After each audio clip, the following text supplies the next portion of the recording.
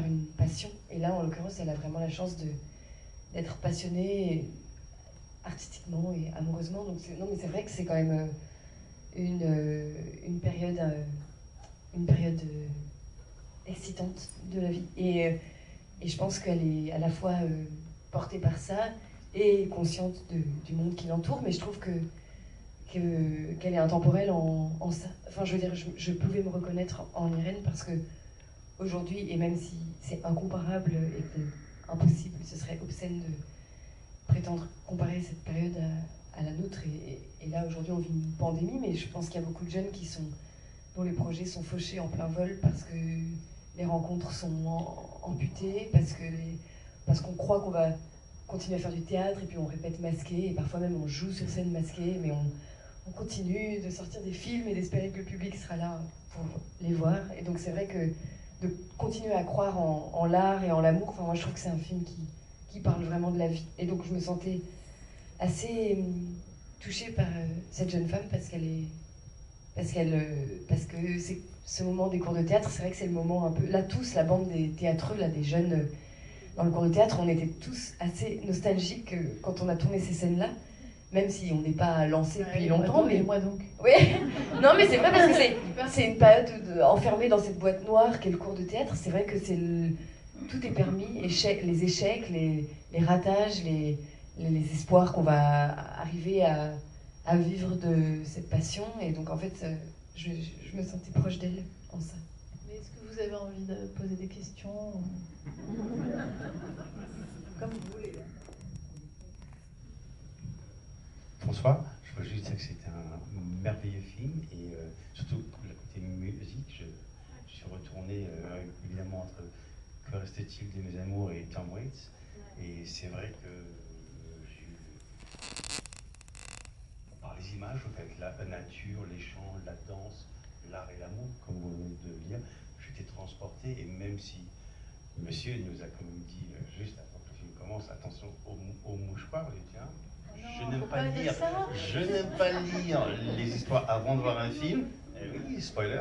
Je n'aime pas lire un film. Je dis bon, je vais juste laisser comme ça et je vais juste prendre ce que je reçois.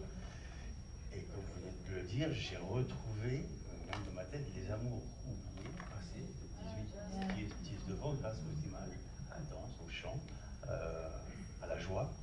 Et évidemment, l'histoire après est revenue de ces temps-là. Donc je veux juste vous remercier pour ce petit passage en arrière. Voilà. Merci. Merci à vous. C'est génial si ça fait ça. Justement, monsieur parlait de la musique. Je crois que c'est une chose qui te tient vraiment à cœur. Et il y a beaucoup de musique, beaucoup de choix particuliers. Est-ce que tu peux nous en parler ? Bien sûr. La musique, pour moi, c'est vraiment central dans un film. Il y a plein de films dont je me souviens grâce à la musique. Mes musiques, elles étaient dans ma tête quand j'écrivais. Mon producteur, mes distributeurs me prenaient pour une folle parce que j'arrivais dans les bureaux en disant « Et là, j'ai pensé à la musique de... Ouais, super, vas-y, écris, on verra après. Fais ton film et on verra. » Mais je les avais déjà en tête. Sauf qu'il manquait aussi une création pour le film. Et là, je me disais il faut que je trouve un musicien aussi pour des thèmes. Et notamment pour ponctuer le film de moments d'attente et de moments qui sont plus liés à la période que mon héroïne traverse et que les gens qui l'entourent aussi. Et donc là, je me questionnais et un jour j'ai dit à Rebecca, mais ton père il est compositeur, et elle me dit, mais oui, je peux te faire écouter les morceaux qu'il fait et tout ça. Je dis, ah bah d'accord. Et donc j'ai écouté, je lui ai dit, écoute, je crois que ça colle pas pour mon film, mais quand même je vais en mettre un que j'aime vraiment beaucoup et que j'ai mis au montage dès le début, dans la scène où elle attend Jo, où on voit ses pieds comme ça qui balancent, et qui n'a jamais bougé. Et ça n'a tellement jamais bougé qu'au bout d'un moment, j'ai dit à mon monteur, mais j'ai envie de convoquer quand même le père de Rebecca pour qu'il voit le film. Et donc j'ai rencontré Marc grâce à Rebecca, son père, donc c'est une histoire de famille, j'adore en plus ces histoires, moi. Et comme dans le film, un peu, famille aimante. Et puis il a vu le film, il a tout compris, il est revenu avec des idées, des petits morceaux que j'ai mis comme ça, et qu'on a retravaillé avec Marc d'ailleurs, qu'on a réorchestré, enfin, et qui sont devenus les petits thèmes du film. Donc il y a une musique originale de Marc Marder, et puis sinon il y a tous le choix de René Aubry quand elle marche comme ça, une musique un peu contemporaine, qui est un compositeur de chorégraphie, souvent de Pina Bausch. Il y a la musique de Tom Waits qui est ma chanson préférée pour raconter l'amour et la jeunesse. Moi, quand elle est à vélo comme ça. Et puis il y a la musique anachronique un petit peu de Love Letters qui arrive à la rencontre amoureuse où au départ il n'y avait que les cuivres qui devaient être là quand ils avancent l'un vers l'autre, quand il la rejoint. Et puis mon monteur a fait durer la musique et je disais mais attends vas-y encore et puis on a fait durer la musique sur l'autre lettre d'amour qui était la mauvaise lettre d'amour, la rupture. Et au claquement de porte on a arrêté la musique et c'était l'émotion qui... Parce que je m'en fiche en fait de quand a été composée la musique. Ce qui compte, c'est que l'émotion, et c'est ce que j'ai vécu dans certains films encore là, comme quand je perds les pialas avec les t-shirts à rayures. Moi, il y a des films où vraiment les musiques ont aidé à ce que l'émotion prenne encore plus sur certains films, et les musiques me restent vraiment de certains films. Donc c'est un travail très important, je trouve, sur l'émotion, pour pas la plomber, pour pas en rajouter, mais pour être pile dans le sens de ce que je raconte en fait, et de ce que ça peut procurer. Donc merci beaucoup.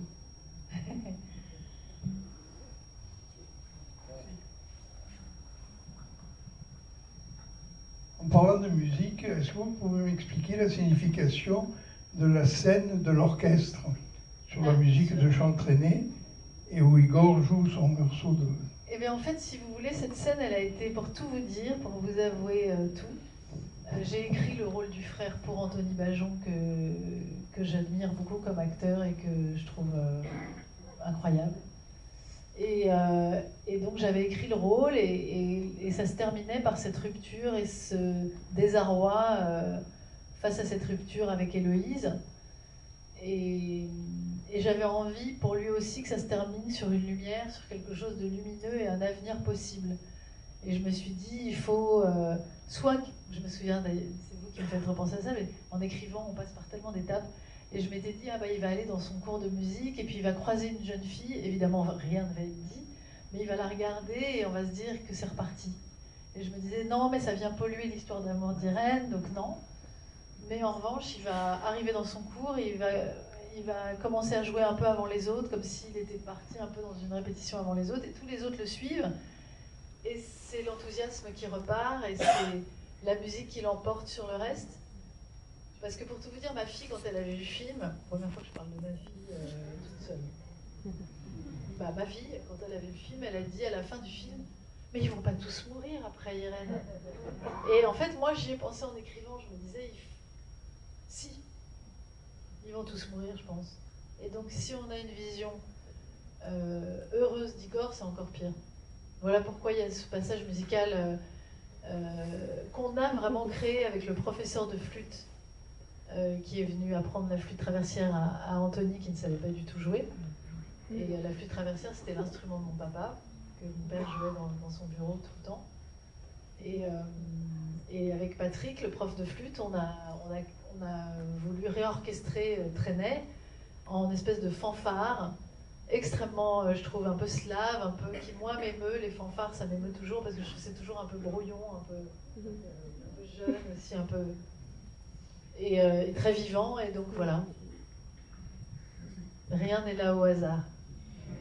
Et il y a cette scène de fin qui vraiment... Ah, pardon. Elle est où?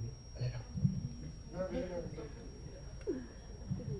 Bonsoir, je me posais la question de l'absence totale de la mère. Tout le long, elle m'a manqué. Alors je me suis demandé si c'était pour donner plus de place à la grand-mère que vous avez fait ça, puisque le personnage de la grand-mère est fabuleusement intéressant.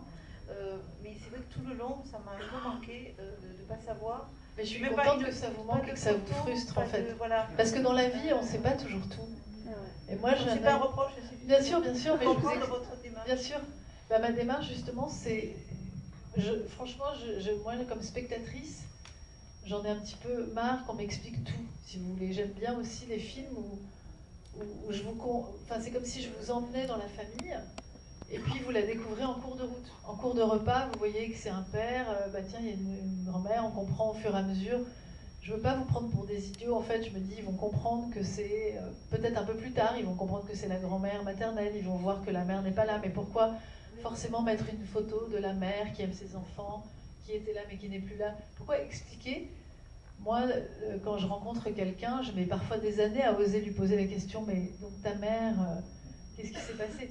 Et je sais pas, il y a un truc aussi qui rend... C'est pour ça que je l'ai fait, moi, pour vous dire la vérité, c'est que dans la narration, peut-être que c'était pour ne pas jouer dedans.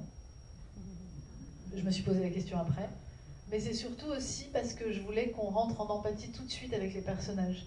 Je trouve qu'ils ont du coup chacun une douleur secrète. La grand-mère, je trouve qu'elle trimballe un truc. Du fait que vous pensiez à cette mère absente, on aime déjà la grand-mère. On se dit, mais qu'est-ce qu'elle a dû souffrir et tout ça, si jamais la mère... Il y a des interrogations sur Jo, il y a des interrogations sur la mère, volontairement de ma part. Après, c'est un parti pris, là encore, qui peut déplaire, hein, mais moi, je l'assume complètement parce que je trouve que ça rend le père émouvant, parce qu'il est responsable pour deux. Et qu'est-ce qu'aurait fait cette... Puis on se dit, Irène ressemble à sa grand-mère, donc la mère devait ressembler aux deux, donc elle doit ressembler à sa mère. Puis elle a des responsabilités, du coup, qui ne sont pas forcément celles de son âge. Quand elle éteint le gaz, elle ferme les volets, on sent qu'elle a une présence... même avec le père, comme ça. Et puis quand on voit la voisine Josiane, elle la regarde comme peut-être une future belle-mère possible, qui va prendre une place. Donc j'aimais bien qu'elle soit absente, et j'aimais bien, et puis je dis toujours, parce que c'est vrai, que quand j'écrivais ça, et que je tenais à ne pas donner d'informations de plus, j'avais vu à l'époque un film qui s'appelle Girl, je ne sais pas si vous l'avez vu, sur ce danseur qui... Et il n'y a pas de mère. Lucas Dante est venu ici. Comment? Lucas Dante est venu ici. Ah ben, ça m'étonne pas de vous. Franchement, c'est un film que j'ai vu et qui m'a confortée dans l'idée, parce que je suis sortie du film, je dis yes, moi je fais comme Lucas Dante, et ben on ne saura pas pourquoi il n'y a pas de mère, et c'est ça qui m'a... Moi, ça m'avait bouleversée dans le film de Lucas Dante de ne pas savoir, parce que j'ai imaginé plein... Moi j'aime bien, quand je peux imaginer, je me dis mais qu'est-ce qui lui est arrivé alors, mais comment ils s'en sont sortis toutes ces années sans la mère, enfin vous voyez. Mais voilà. C'est Simenon, ça. C'est un univers à la Simenon. D'accord. On croit que c'est lui, mais c'est pas lui. C'est vrai, j'entends. Voilà, c'est pas artificiel. Allez-y, madame. Oui, bonsoir. Merci Bonsoir. pour ce film. Sandrine, vous venez de dire peut-être pour ne pas jouer dans le film J'ai pas mis de mère. Donc est-ce que ça sous-entend que l'idée vous a effleuré sur ce personnage ou un autre? Non, justement, je voulais pas jouer dans mon film, donc ça m'a jamais effleuré. Mais je me suis interrogée sur cette mère. Peut-être que je brille par que la mère brille par son absence. Lapsus. Non, mais la mère brille. Non, mais comme on disait, je jouerai la mère, etc. Non, mais peut-être que je voulais qu'elle brille par son absence aussi, qu'on y pense, évidemment. Mais non, moi, dans le film, j'aurais été incapable. J'avais trop à faire et trop envie de mettre en valeur les acteurs comme on m'a mis en valeur dans des films. Je voulais prendre mon film à bras-le-corps, choisir mes acteurs, les aimer comme on a pu m'aimer, passer tout le temps avec eux et à peaufiner tout ça et être de l'autre côté vraiment, du côté de ceux qui font le film. Voilà, je voulais décider de tout. J'étais contente, je vais vous dire même, j'avais un plaisir de ne pas mettre le costume, d'être habillée en moi. Je me souviens, le plaisir j'avais de mettre mon jean. Je me disais, ah là aujourd'hui je vais mettre ça. Je te jure, parce que j'avais pas à mettre un costume. Je savourais le fait de créer sans mettre de costume. Et les autres devaient le mettre pour moi. C'était le pompon, quoi. C'était hyper bien, ça. Il y a cette scène de fin vraiment qui marque énormément. Moi, j'ai vu il y a plusieurs mois le film et ça me reste là. Est-ce qu'elle a été conçue tout de suite comme ça, cette scène ou... Vraiment, elle était très précise, cette scène. Elle m'a demandé vraiment énormément de temps à l'écriture et j'ai dû la faire en très peu de temps sur le tournage. On l'a fait en une journée, toute cette scène où il y a à la fois la danse, la musique qu'il fallait créer d'un coup, parce qu'il fallait que les étudiants en musique qu'on voit dans le film qui attendent aussi le résultat, c'était un conservatoire d'art dramatique et de musique qui improvise comme ça, et je voulais que ce soit l'apothéose de la joie et de l'espoir parce qu'ils attendent leur résultat, mais que paradoxalement il se passe cet échange aussi entre Rebecca et India, ce chant contre chant aussi avec l'horreur qu'on devine avancer comme ça. Donc il y avait comme 3 films en un à faire en une journée. C'est le seul jour où j'ai dépassé de, je crois, 6 heures. 5 heures. On a dépassé de 5 heures. Je ne dis jamais n'importe quoi à la réalisatrice. On a dépassé de 5 heures. Et à chaque fois j'ai jamais dépassé, parce que c'est pas du tout un truc, c'est que ça se faisait comme ça, jamais, je crois. Mais ce jour-là, on savait qu'il fallait le faire en 2 jours, en vrai. Et j'avais dit, alors là, personne ne me parle d'heure ce jour-là.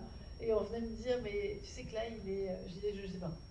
Et on avançait, parce que c'était la scène cruciale. Et mon producteur m'avait dit d'ailleurs, si tu n'es pas contente, tu auras une autre journée pour refaire. Tellement c'est important de... Et moi, pour tout vous dire, je suis partie de cette fin pour mon film, pour même l'écriture. Moi, j'y arrivais pas. Et Rebecca, elle a eu beaucoup de mal, comme nous tous, j'avoue. La phrase... mais tu sais, moi, si je l'ai, comme ça, je disais à Rebecca, je ne savais plus quoi dire à Rebecca, j'avoue, parce que India était tellement incroyable. On a commencé par India, parce que je voulais que India vive cette fin.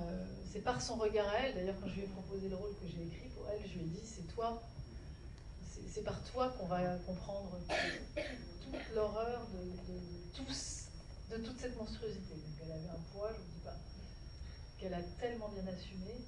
Et au montage, c'est à la minute près pour ne pas abîmer son travail et tout. Et Rebecca, pareil, Rebecca en face devait être dans ce que je voulais, et ce que j'expliquais à Rebecca, qui a tout de suite compris du reste, hein, mais que pour moi, quand elle dit, moi si je l'ai, elle sait que quelqu'un vient dans son... Elle sait ce qui l'attend à ce moment-là. Elle ne sait pas ce qui va devenir d'elle, parce qu'on ne peut pas l'imaginer à ce moment-là, mais elle sait qu'elle a beau se relever de ses évanouissements, là elle sait que c'est plus un évanouissement, et elle lui dit continue. Et Rebecca, à chaque fois, la phrase, moi si je l'ai, elle pleurait, elle ne pouvait pas la sortir. Et tous les élèves pleuraient. Parce que j'ai eu le malheur de dire, vous savez, là ce qu'on fait, c'est pour raconter l'histoire. Et je disais même à Audrey Bonnet, qui joue la serveuse, parce qu'elle me disait, mais c'est horrible, moi, mon rôle, il est tellement... Et je lui dis, mais t'es une tellement grande actrice, c'est une immense actrice de théâtre, et vraiment une immense actrice tout court. Et je lui disais, mais tu te rends compte le courage que, justement, l'actrice qu'il faut être pour raconter l'histoire de ce côté-là. C'est-à-dire que tu acceptes, pour raconter l'histoire encore et toujours, de raconter l'histoire de ce côté-là et tout. Donc je trouve qu'elle est parfaite, quoi. Et puis Rebecca, elle pleurait, elle n'arrivait pas, et tous les autres élèves pleuraient. Enfin, à un moment, j'ai dit, bon, on va y arriver, on va tous y arriver. Au nom de tout cela, au nom de tout ce qui s'est passé, on va y arriver. On va y arriver. Et là, Rebecca a dit la phrase. Et il y a eu 2 prises. En 6 heures. Super. Non, sur Rebecca, en très peu de temps. Et sur India, je crois qu'on en a fait 2 aussi. C'était pas possible d'aller charcuter tout ça.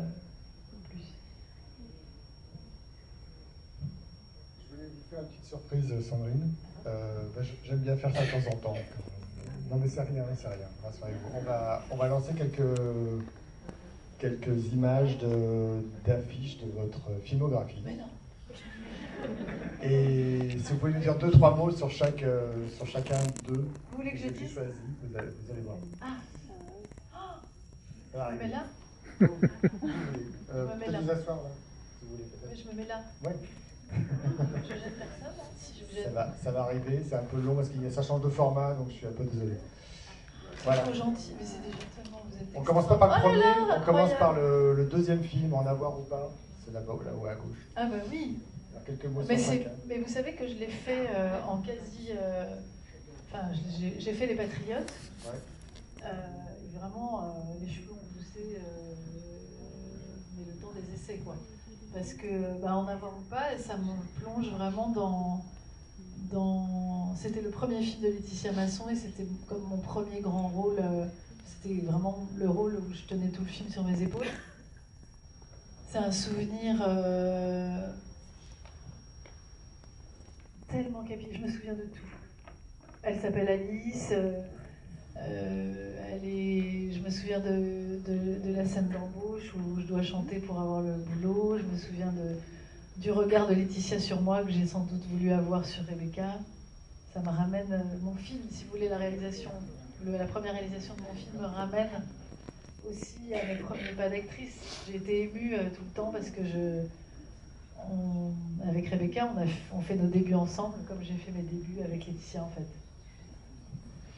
Alors parmi la longue filmographie, il y a un deuxième que j'ai retenu, c'est Rien sur Robert. Ah bah ouais, c'est la première fois que je fais rire au cinéma, ça.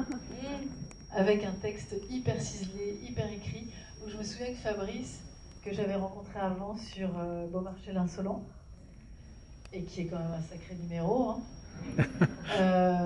On faisait la paire parce qu'on adorait jouer ensemble, on avait un truc de rythme. Mais il était terrorisé par la fameuse scène très longue au café où je lui dis des horreurs avec l'air de rien, quoi, des horreurs sexuelles atroces. Et il me disait, mais on va jamais y arriver et tout. En fait, la scène, on l'a faite en 1 heure. Il pensait qu'on allait mettre... il disait, mais c'est pas possible de faire ça en un jour. Et en fait, on l'a fait, on a tellement... je pense, appréhender ce moment qu'on avait appris la scène, évidemment, sur le bout des ongles. Et qu'en fait, je lui disais, enfin, je lui dis, mais on va la jouer comme si on allait discuter de la prochaine, je sais pas quoi, la prochaine journée qu'on aura dans nos vies à marcher dans la campagne. Et lui me dit, mais t'es folle, t'as vu le thème qu'on aborde? Je lui dis, il faut l'aborder comme un... Et en fait, on s'est vraiment amusé. Et j'adore ce film qui est très cru, qui est pour moi vraiment un des meilleurs films de Pascal Bonitzer, et son univers vraiment est là, quoi. J'ai eu de la chance parce que c'est des rôles tellement différents. Quadrille, ça c'est Valérie Lemercier qui m'a fait confiance sur un Guitry. Donc c'était tout un travail. Valérie, elle est tellement scrupuleuse sur tout. Elle était, comme là j'ai vu une actrice diriger et elle était très, elle dessinait ses décors, elle dessinait ses costumes, les coiffures, elle est très... alors elle jouait dans le film, donc c'était beaucoup pour elle. Mais j'avais été très flattée d'être choisie par Valérie, parce que Valérie, je l'avais vue sur scène, et pour moi elle est inégalable sur scène. C'est vraiment un personnage qu'il nous fallait, qui était comme Zouk. Vous vous souvenez de Zouk? C'est vraiment pour moi des comiques, c'est des grandes interprètes, quoi. Elle a inventé quelque chose encore sur scène avec très peu, pareil, sens très minimaliste, quasiment pas d'accessoires sur scène. Juste, elle devient le personnage qu'on voit